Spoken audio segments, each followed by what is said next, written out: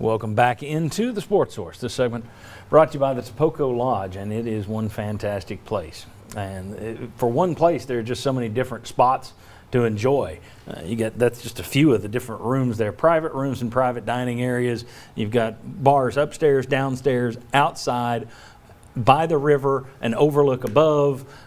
You've got the suites, the traditional rooms, the cabins if you want to stay by yourself, and then you've got all of the stuff on the footprint, which is hiking paths, kayaking.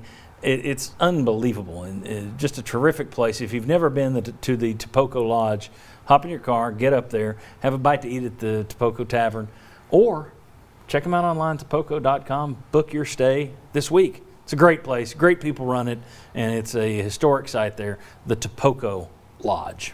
All right. Got a couple of quick questions in this segment. I'll start with Will and Jimmy down there. The NCAA voted this week to allow college football and basketball players one transfer before graduating that does not require them to sit out a year. That's been in the news now for a couple of years. We all anticipated it coming. It's here. You've got some coaches who are against it. Dan Mullen at Florida, I thought, made some pretty good points this week. He pointed to his own stars on this year's team.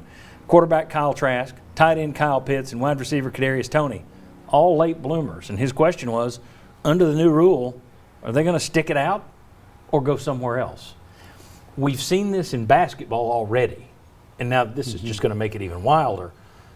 Football now going down this path. Is this a good thing for college football and college basketball? Not for the athletes. I think it's fair for the athletes. Is it good for the sports? No. I mean, it puts you in a lot of different situations. I mean, there was a lot of times when I played that the coaches moved guys to different positions. Fred Weary, went from a defensive tackle to an offensive lineman. He didn't want to do that. Scott Wells, same position. Jason Witten, defensive end to tight end. Would those guys have left if they had done that? Well, they might have. That'd probably be a good reason for them too.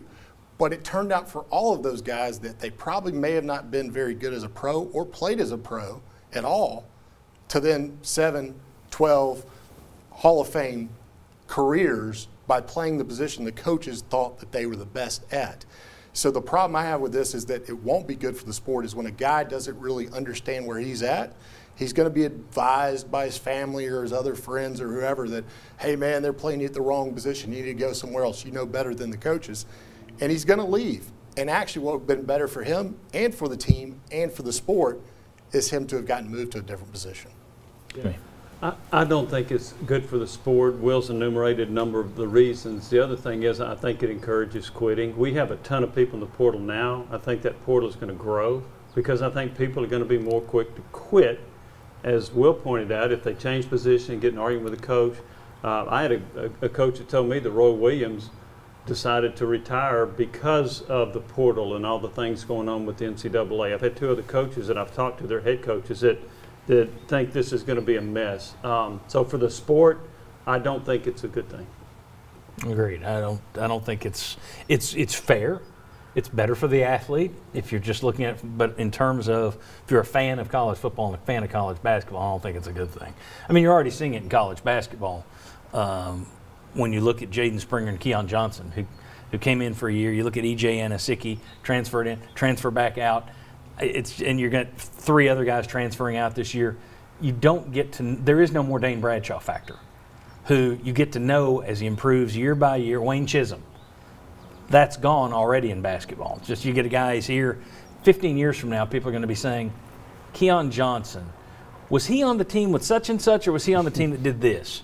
I don't think that's a good thing, and you're about to see it in football too. Josh and Jimmy for this one. Phillip Fulmer suggested this week that he stepped down as athletic director. His quote was, "I loved the job, I loved the kids. Obviously, I love my university.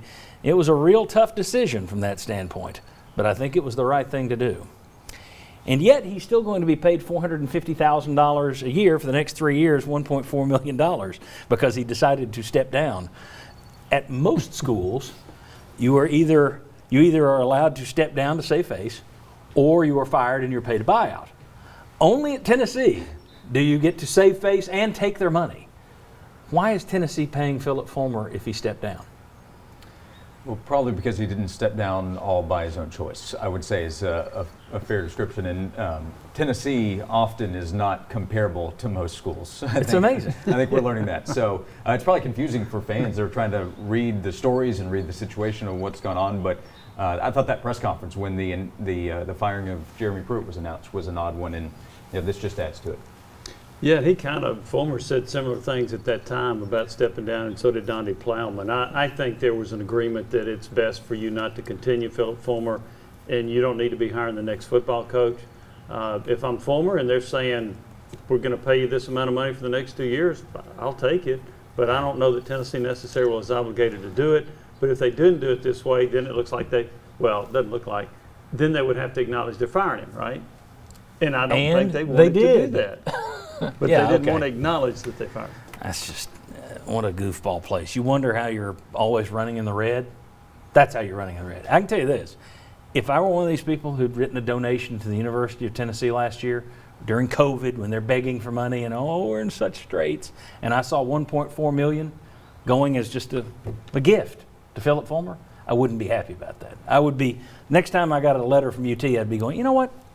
We'll leave the pen over there. I'm not writing your check. I've had a number of boosters that have said just what you said. Yeah, and it's not just Fulmer. I mean, they've done this with other Coaches. With other coaches, they've certainly given the buyout, but I've never seen anyone who continues to come out 4 months later saying, yeah, I wasn't fired. I stepped down. Okay, well, then give the money back. All right, very good. When we come back, we're going to talk Tennessee recruiting in football. Then we're getting to Tennessee recruiting in basketball. We got a lot to cover. Will Overstreet, thanks for coming by today. Thank you. And we'll bring in a mystery guest next. Come on back on the Sports Source.